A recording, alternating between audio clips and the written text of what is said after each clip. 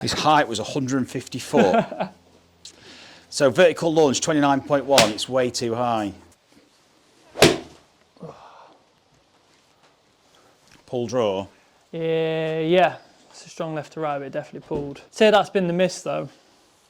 Pull draw. Left, yeah. Left. Yeah. And then I have massive blocks with the driver if I'm not careful. Becoming massive pulls. It's just timing the flip basically. Yeah. It feels at the minute. I stopped shaping ball really because of that reason. Because like I say, you tighten up, it allows you to be more creative and explore and express yourself, I guess. But because I'm expecting this big wide one, it's like, oh, I'm just starting to aim straight again. I'm like, I know that's not how to do it. But it's it's funny what happens on the course, under the gun. You think, oh yeah, I can fade it off there, draw it off there. But when you've got that doubt, you just think, oh, just keep it in the box, innit? And just trying to aim straight and give yourself what you perceive to be as much margin for error. If I could just aim straight and I can keep it somewhere down there, I'll be happy. But we know that it's that's just detaching you from the shot. Yeah, it does, yeah. And your mind can wander elsewhere then. You just, exactly. Just no time, feels very short and quick, to be honest, so I just don't have the time. When I let it go for longer, it just gives me a bit of time to try and get back to where I need to be, but I can feel I'm working hard. My lower back can get a bit... Now you're getting back into it and you want to get playing a little bit more, it's an opportunity to kind of not start afresh, but start with a new mindset. Definitely, yeah, definitely. Because obviously you're used to coaching, training people to do that, but you know it's so different doing it yourself. It's not a case of do as I say, not what I do. Yeah. But it's good to put yourself in that position again now, of being the learner.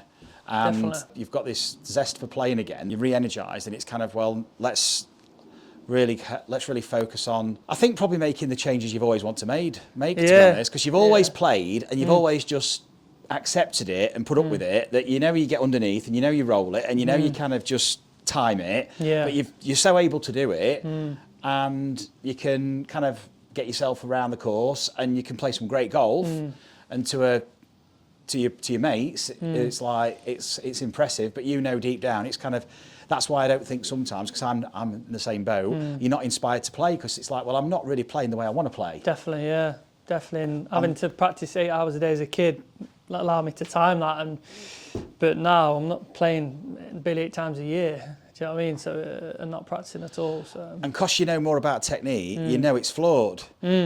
Yeah. Like me, to quite a great degree. Otherwise, we'd be able to play like Foz, as in with the consistency. Definitely, so you can still play those good shots, and people go, well, you can do it once, you can do it again, but I can't.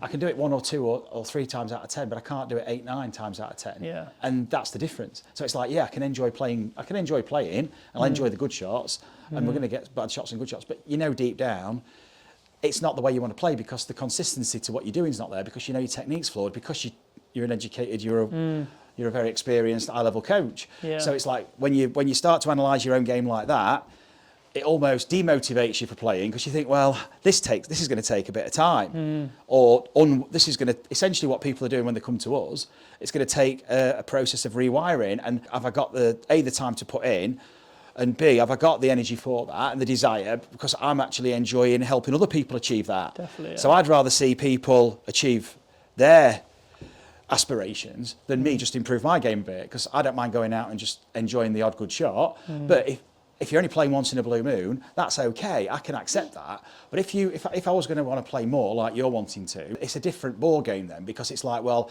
I'm going to have to start to dedicate a bit of time, a bit of focus, strategize things a little bit, put a bit of structure in place of when I go to practice, what am I practicing for? So it's not just like me warming up to go and play, like when I played with Danny the other week in that event. It's kind of, we just go and play, turn up and see what you've got on the day. Yeah. And you know you're going to hit a few good shots and you're going to hit a lot of bad ones. You just accept it for what it is.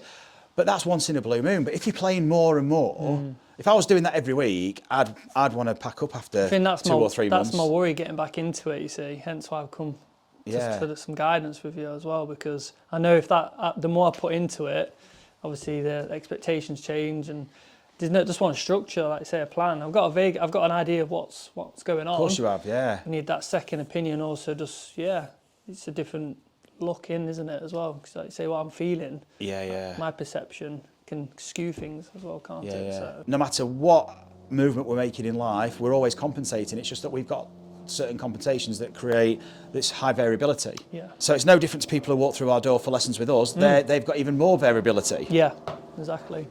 So we're working with their variables, and we've got to find the variables for you that are going to help you organise efficient mechanics around it, and enable you to play the golf you know you're capable of on a more consistent basis. So let's get some data. Yep. Just Cool. take a couple more. Yep.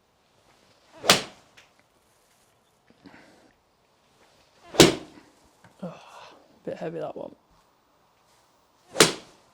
Oh man, that was a good one. So you're swinging left with basically a closing face but an early release. Yeah. So essentially the numbers are telling us we're doing this. Yes. 11.1 degrees closed. You've got a big spin axis to the left, so big draw.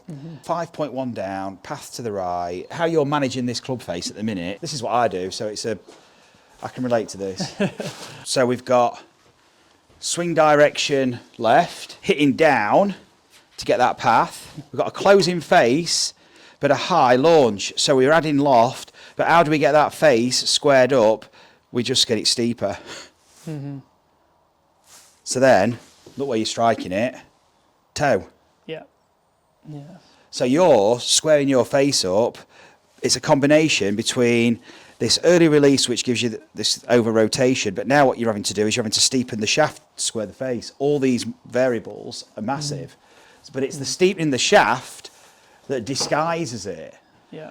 So with a steepening of your shaft, that's what's keeping the ball in play, but that's really holding you back in terms of development because you're doing that, and that's a massive mechanism there to compensate, but it's totally unreliable because we can't control the distance. With a face that's rotating that much, we've just got such a big change in loft, so your carry distances go from like 159.7 to 182.9. Yeah. Yeah. So you've got like a 22-yard, that's just in three it's shots. hard to club on the course. You've got a 22-yard discrepancy front to back with 3 shots.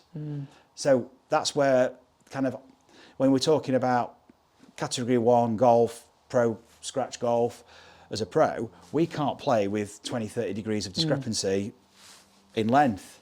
Without a great short game. Without a great short game, yeah. But it's like, exactly. But the thing is, yeah, I mean, we can get round. That's all. But I've like- got a good short game. And the thing is, we're not yeah. playing 4-round tournaments, but if we were playing 4-round tournaments, we wouldn't survive. No. So we're doing this, this, and this. In this direction, down. Yeah. So you can see what's going on, Sam. It's mass. Your mass is almost moving probably as far, if not further, than your pressure to start with. The problem is, you're in loads of flexion Yeah. with it. So at the minute now, we're in loads of flexion with a big mass shift.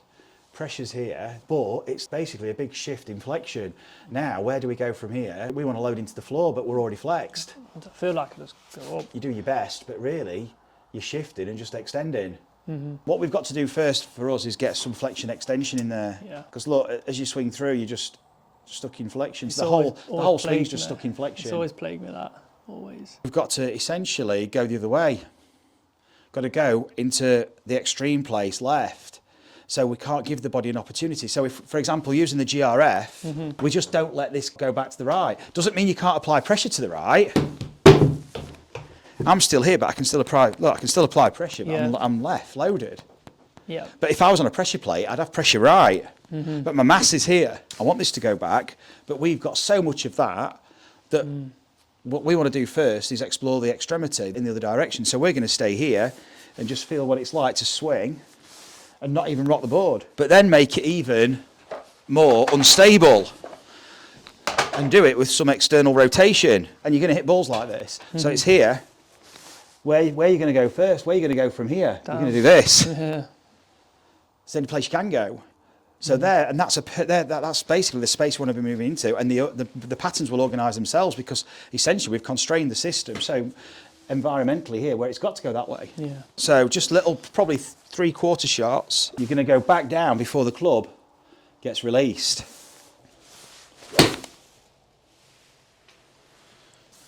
On it looks like, innit? We'll see how you get on. Yeah, yeah. Kind of confirms everything that I was feeling, to be honest. Does that feel difficult?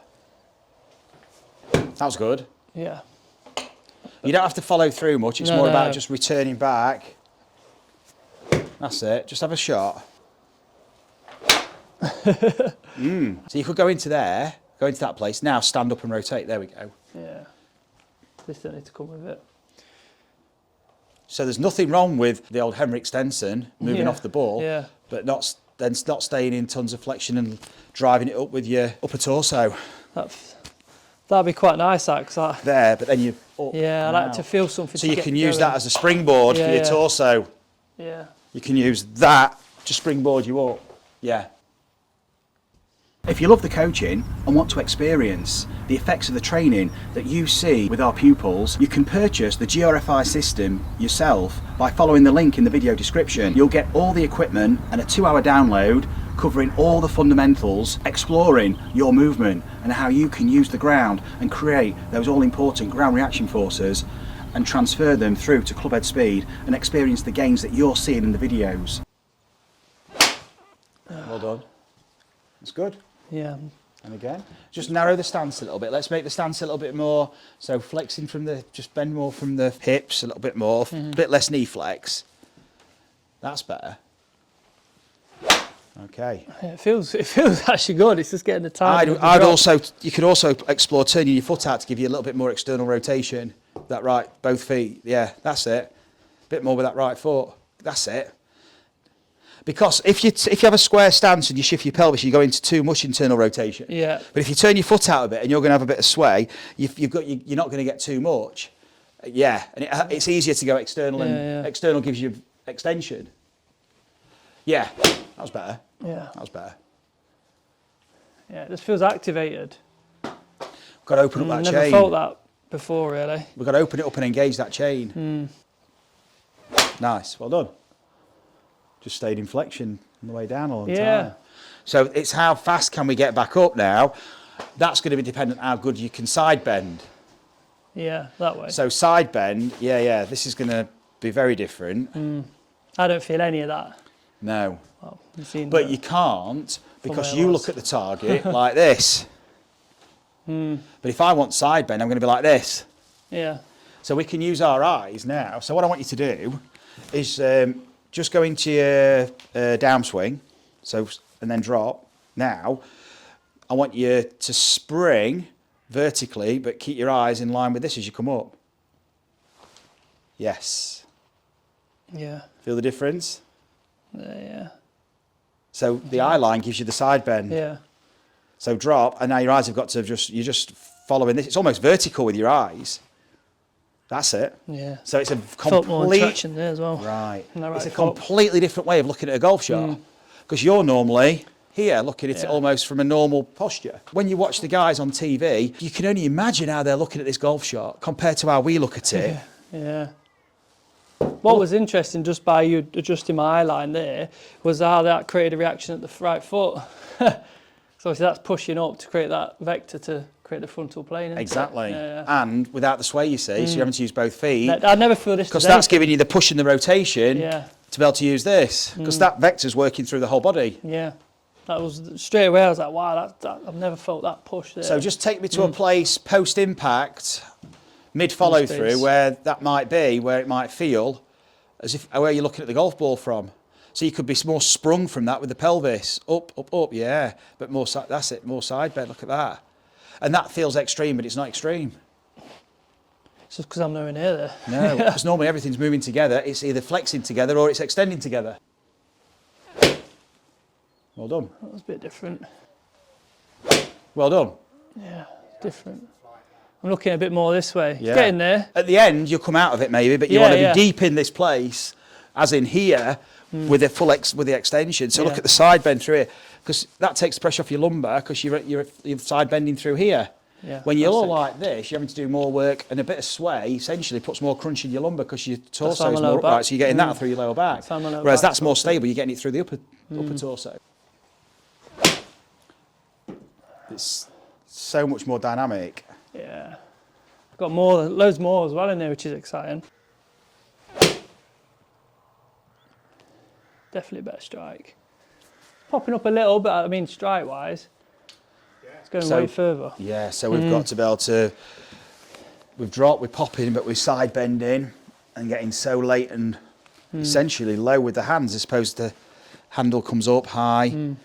It's actually going down and then the handle comes up later. That was better. Yeah. Was actually, so I've got to let this explore that space as well.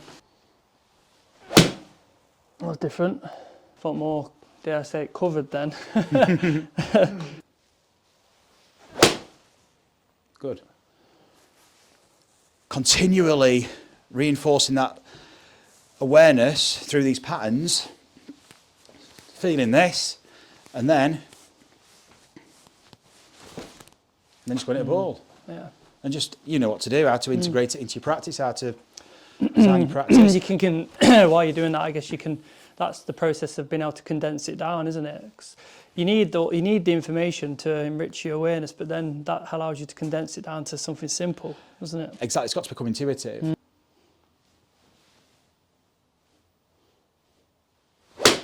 Well done. Yeah. Awesome. It's so subtle, it's like bang, bang. Yes, look at, and this is so much faster, sharper than you've been used to moving, because it's all been one. I've not afforded myself to move that speed. No. Too many segments moving together, it's too slow, isn't it? That's why I say I've got to go here. I need this lesson. Cheers, mate. Well done. Thanks very much. Awesome. Good, pal. Take your time. Thank you. Awesome.